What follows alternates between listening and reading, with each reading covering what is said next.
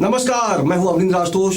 आपका बहुत बहुत स्वागत है हमारे खास कार्यक्रम में सुरेश शुक्ला के संग होली के रंग। और सबसे पहले आप तमाम दर्शकों को रंग बिरंगी शुभकामनाएं। हमारे साथ खुद सुरेश शुक्ला जी हैं और उनकी टीम है। सुरेश जी, बहुत बहुत स्वागत है आपका और होली की बहुत बहुत शुभकामनाएं आपको। धन्यवाद भाई साहब, आपने इतना अच्छा मौका दिया फिर से होली में। होली में तो हम आपको छोड़ेंगे ही नहीं। और जाहिर तौर पर होली का जब अवसर आता है तब सुरेश शुक्ला जी की मांग बहुत बढ़ जाती है। जिस तरह हमें इनकी प्रतिक्रिया मिली इनके दर्शकों की, तो हमने मजबूरी में ये फैसला किया कि इस बार सिर्फ सुरेश शुक्ला जी को बुलाएंगे और हर बार की तरह ये आए हैं। बहुत बहुत शुक्रिया आपका। धन्यवाद। हम चाहेंगे कि आज की यात्रा गायकी के रंग सुरेश शुक्ला के संग। जी जी भाई साहब, अभी हमने एक बिलवरिया रिकॉर्ड किया है, बहिया गरे डार हो रही खिलई हम बालम के। वाह। और ये काफ़ी लोग पसंद कर रहे हैं। आइए उसी से शुरू करते हैं।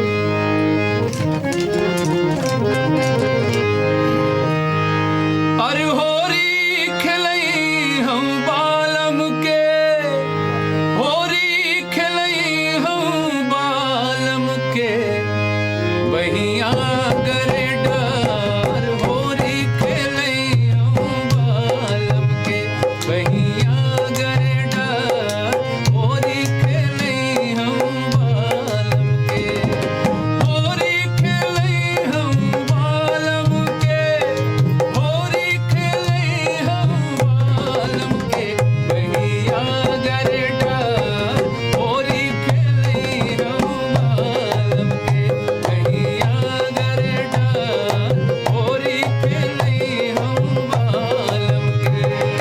हरि हरे।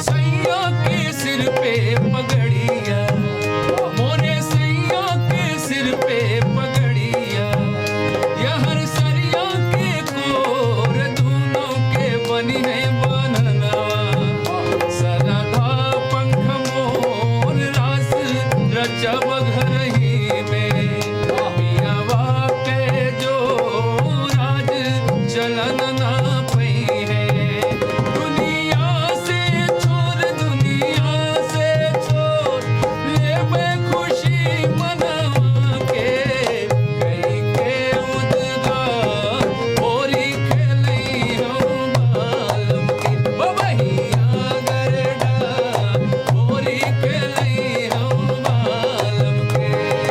हरि हरे।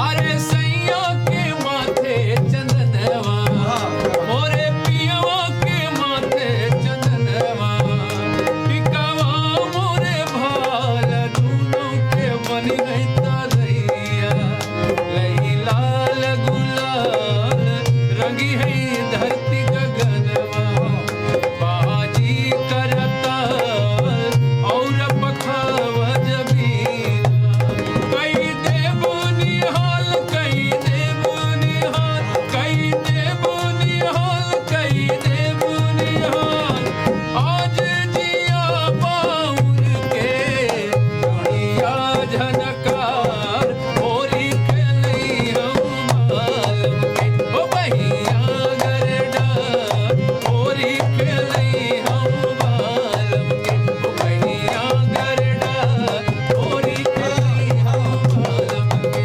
बहिया गरे डार होरी खेलई हम बालम के, ओ बहिया गरे डार होरी खेलई हम बालम के, होरी खेलई हम बालम के, होरी खेलई हम बालम के, बहिया गरे डार होरी खेलई हम बालम के, ओ बहिया गरे डार होरी खेलई हम बालम के, बहिया गरे डार होरी खेलई हम बालम के। होरी है। बहुत बढ़िया गाया आपने। और जाहिर तौर पर जब मुंबई में इस तरह का माहौल मिलता है तो गांव की जी, याद आ जी। जाती है।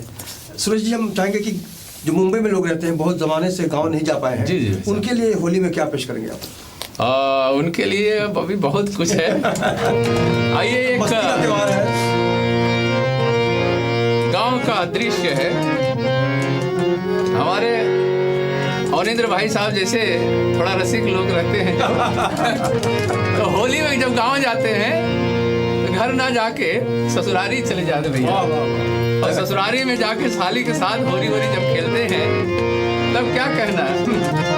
आइए कैसे ही फागुन का गीत है। हाँ फागुन के मस्त महीना गोरी रंग अबीर उड़ले बा, फागुन के मस्त महीना गोरी रंग अबीर उड़ले बा, फागुन के मस्त महीना गोरी रंग अबीर उड़ले बा, साली के जीजा भौजी देवरवा लाल गुलाल लगौले बा, फागुन के मस्त महीना गोरी रंग अबीर उड़ौले बा। अरे हे!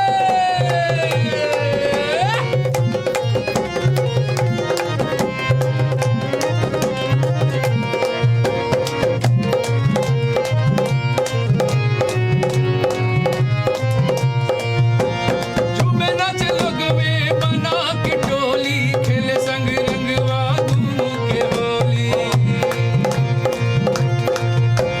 झूमे नाचे लोगवा बना के टोली, खेले संग रंगवा धूम के होली। जीजा मारे रंग पिचकरिया, साली के जवना भी गौले बा, जीजा मारे रंग पिचकरिया, साली के जवना भी गौले बा, फागुन के मस्त महीना गोरी रंग अबीर उड़ौले बा। अरे हे!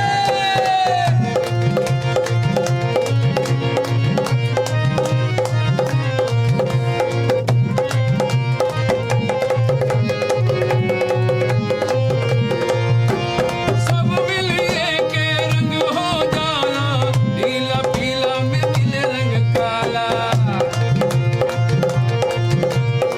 सब मिलिए के रंग हो जाला, नीला पीला में मिले रंग काला। सजनी के सजना अंग में लेके प्यार के रंग लगौले बा, सजनी के सजना अंग में लेके प्यार के रंग लगौले बा, फागुन के मस्त महीना गोरी रंग अबीर उड़ौले बा। अरे हे!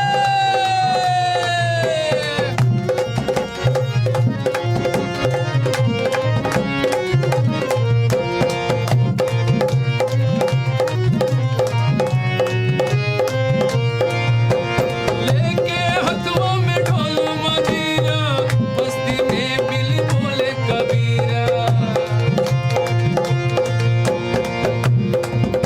आशुतोष भाई आप एक कबीरा बोलिए ना, आप बड़ा अच्छा बोल रहे हैं। लेके हथवा में ढोल मजीरा, बस्ती में बिली बोले कबीरा।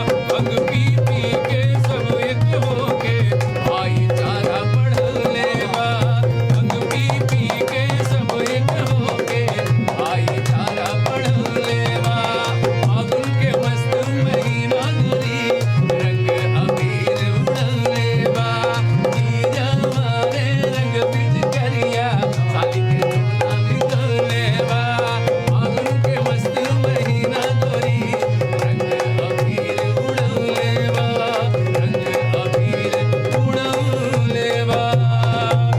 अरे हे!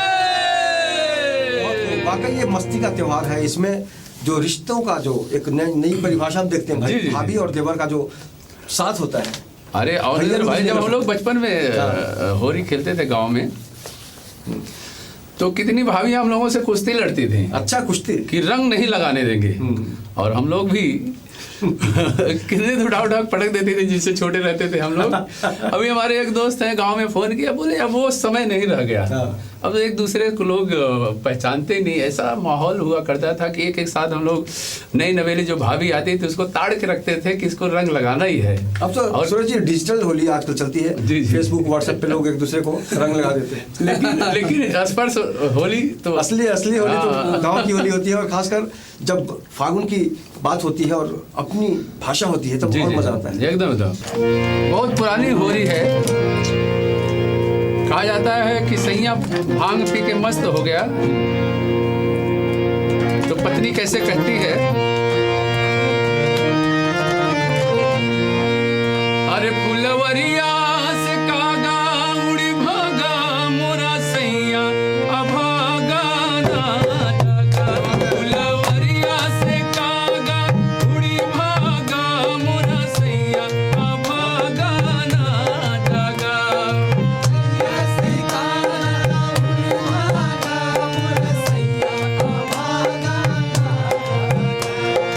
ना जागा हो ना जागा, ना जागा हो ना जागा। फुलवरिया से कागा उड़ी भागा मोरा सैया अभागा ना जागा। फुलवरिया से कागा उड़ी भागा मोरा सैया अभागा ना जागा। अरे हे!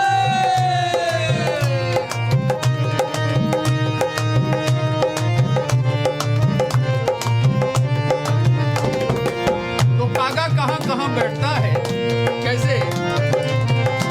पत्नी कहती है, उड़ी उड़ी कागा मोरे मदी, उड़ी उड़ी कागा मोरी बिंदिया पे बैठे।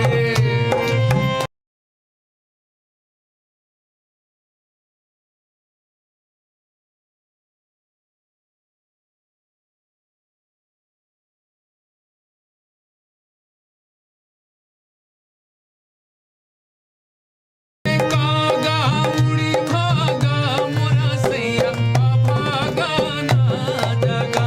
फुलवरिया से कागा उड़ी भागा मोरा सैया अभागा ना जागा। ना जागा हो ना जागा, ना जागा हो ना जागा। मोरा सैया अभागा ना जागा। फुलवरिया से कागा उड़ी भागा मोरा सैया अभागा ना जागा। फुलवरिया से कागा उड़ी भागा मोरा सैया अभागा ना जागा। अरे हे!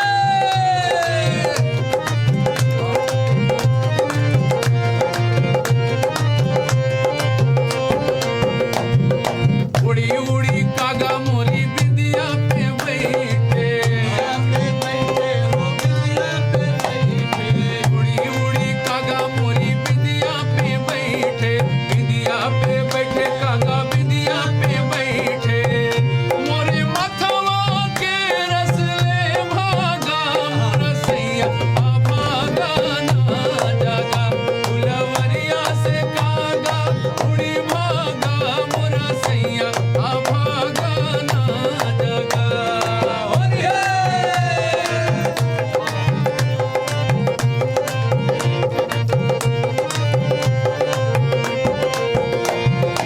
उड़ी उड़ी कागा मोरी नथुनी पे बैठे, उड़ी उड़ी कागा मोरी नथुनी पे बैठे।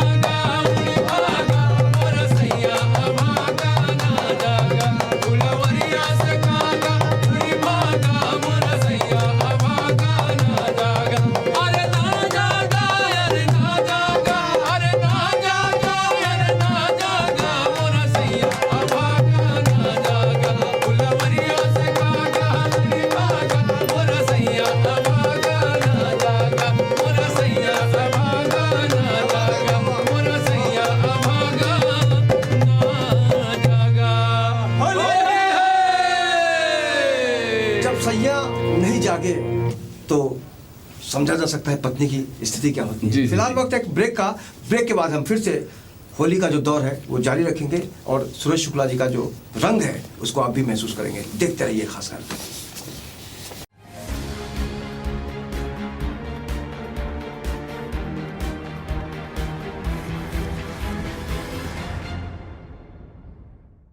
Kabir, please open the door, others I'll shout. तुम चिल्लाओगी?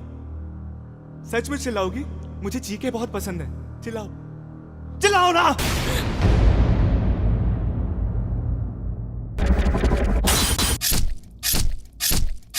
बाय द वे, मैं कैसा लग रहा हूँ? हाँ? तुमको पता है? मैं जब भी किसी लड़की को मारता हूँ ना, तो मैं ऐसे ही तैयार होके आता हूँ। It's my style. You're bloody psycho. मैं बहुत सॉफ्टली मारता हूँ। मेरी बात मानो, तुम भी मेरे साथ आ जाओ। लोगों को मारने में बहुत मजा आता है। You will enjoy. तुम्हारे हाथ नहीं काटेंगे मेरे इस खूबसूरत जिस्म के छोटे छोटे टुकड़े करते समय। मैं तो उन टुकड़ों को भी और छोटे छोटे टुकड़े करूंगा। हाँ, बहुत मजा आएगा।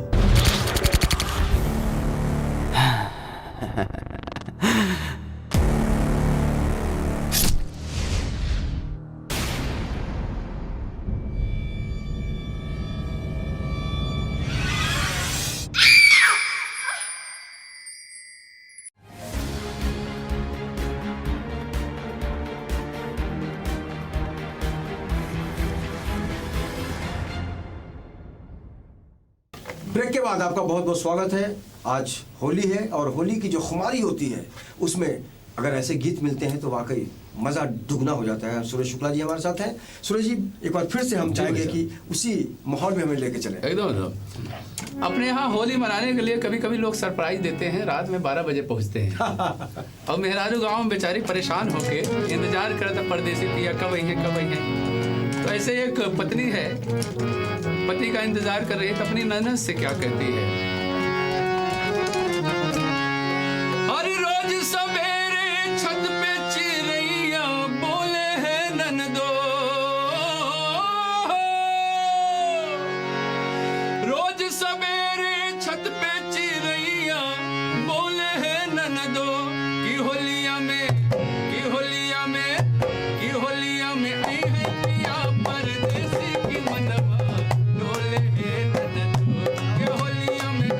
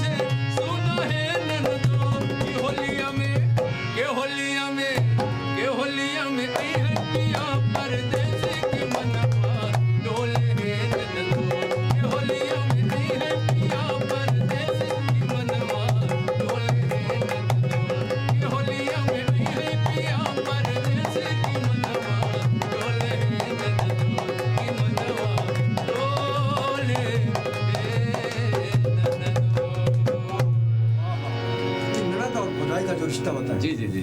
उसकी कोई सानी कहा जाता है जब ननद और भौजाई दोस्त बन जाए हाँ। तो उससे बड़ा रिश्ता नहीं हो सकता, नहीं हो सकता। और कहा जाता है जब दुश्मन बन जाए तो वो भी उससे बड़ी दुश्मनी भी जोड़ नहीं नहीं हो सकता, जी जी बहुत जी खतरनाक भी हो जाती है इस तरह। जी जी जी। और जाहिर तौर पर होली में जब आप गाते हैं तो कई बार हमने महसूस किया कि आप डूब जाते हैं। जी जी भाई साहब, आज हमारे दर्शक भी डूब रहे हैं। एकदम एकदम आपका प्यार है। आइए हमारे अवनींद्र भाई साहब की ये बहुत पसंदीदा होली गीत है, मातर मस्त फगुनवा। कहा जाता है जिसका लोकप्रिय पति गीत है ये। जी जी जी, जिसका पति परदेश रहता है उसके बहुत देवर हो जाते हैं, और खासकर होली में सब सोचते हैं कि आपके माँ भौजी के रंग लगाए दे। और भाई तो ऐसे एक देवर है, भौजी से कहा था का भौजी काहे उदास बैठल बाड़ो, होली होली ना खेलू का। अरे मस्त मस्त फगुनवा रंगवई भूखी ना भौजी हो। अरे मातल मस्त फगुनवा और खेलबू की ना भौजी, हे भौजी रंगवई भूखी ना भौजी, हे भौजी रंगवई भूखी ना भौजी। मातल मस्त फगुनवा और खेलबू की ना भौजी, मातल मस्त फगुनवा और खेलबू की ना भौजी, हे भौजी रंगवई भूखी ना भौजी, हे भौजी रंगवई भूखी ना भौजी।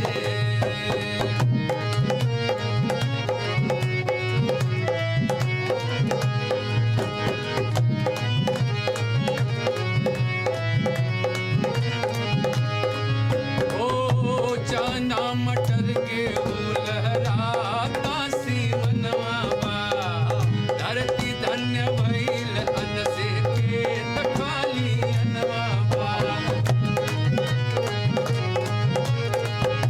चना मटर गेहूं लहराता सीवनवा बा, धरती धन्य भइल अन्न से खेत खाली अनवा बा। पोखरी में चाउर हमसे कुटावे की ना भौजी, पोखरी में चाउर हमसे कुटावे की ना भौजी, हे भौजी रंगवई की ना भौजी, हे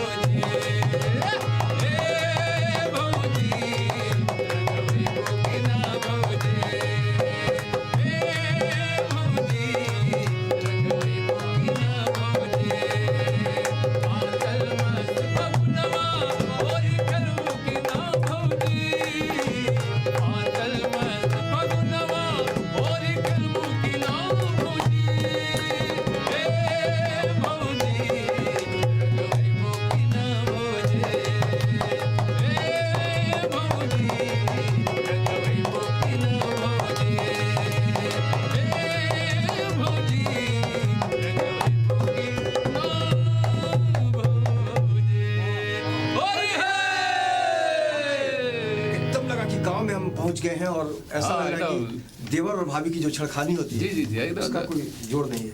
और हंसी मजाक इस सृष्टि के जो रचयिता है, निर्माता है भगवान शिव, जी। उनकी होली भी आप बहुत बढ़िया से गाते हैं और हमें मालूम है कि आप जब गाते हैं तो ये फरमाइश जरूर आती है। हम चाहेंगे कि चलते चलते इस होली गीत को भी हम दर्शकों जरूर सुनें। कहा जाता है काशी में जब भोलेनाथ होली खेलते हैं तो उनकी होली कैसी होती है? कहा जाता है शिव की होली मंगलकारी होती है।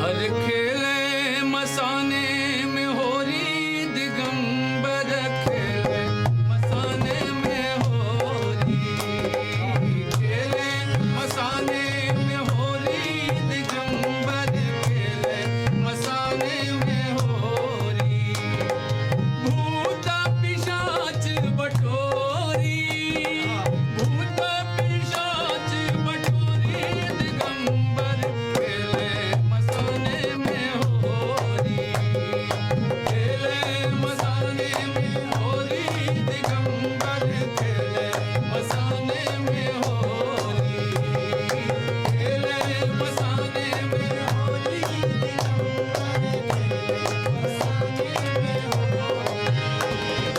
हरि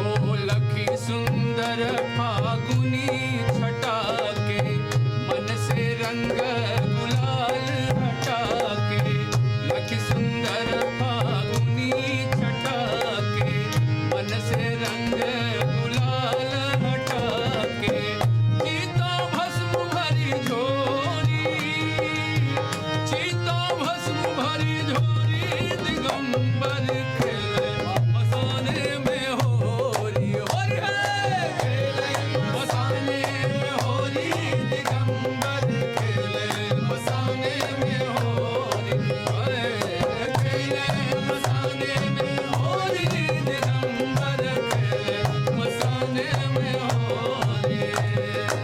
और भोले बाबा की होली में खासियत क्या है? गोपन गोपी श्याम न राधा, ना कोई रोक न कौनो बाधा, गोपन गोपी श्याम न राधा, ना कोई रोक न कौनो बाधा, ना साजन ना गोरी, ना साजन ना गोरी दिगंबर खेले मसाने में होली, खेले मसाने में होली दिगंबर खेले मसाने में होली, खेले मसाने में होली दिगंबर खेले मसाने में होली।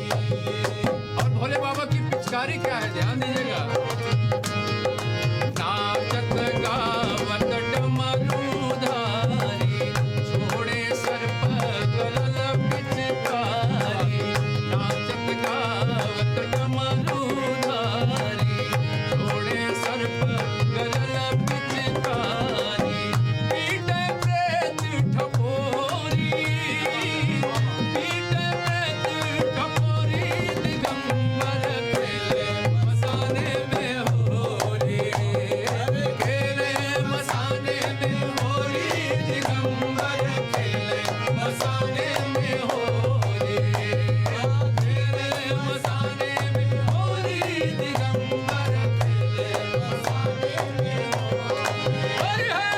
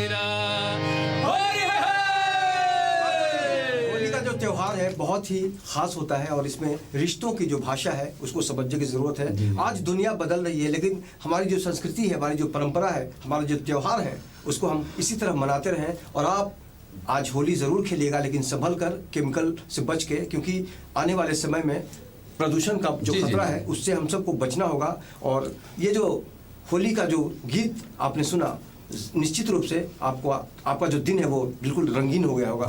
आप तमाम लोगों को बहुत बहुत शुक्रिया और होली की एक बार फिर से शुभकामनाएं। और सुरेश जी आपको बहुत बहुत बधाई एक बार होली की। और हम चाहेंगे कि आप जिंदगी भर इसी तरह से लोगों का मनोरंजन करते रहें। बहुत बहुत शुक्रिया आप तमाम लोगों को। तो इस खास पेशकश में जिस तरह से आपने सुरेश शुक्ला जी के गायकी का जो आनंद लिया है, हम चाहेंगे कि आने वाले दिनों में भी इनके जो भी रंग है उसको हम आप तक पेश करते रहें। इस खास पेशकश में इतना ही। बाकी की खबरों के लिए आप देखते रहिए इन 24 न्यूज़ और मुझे दीजिए इजाज़त। नमस्कार।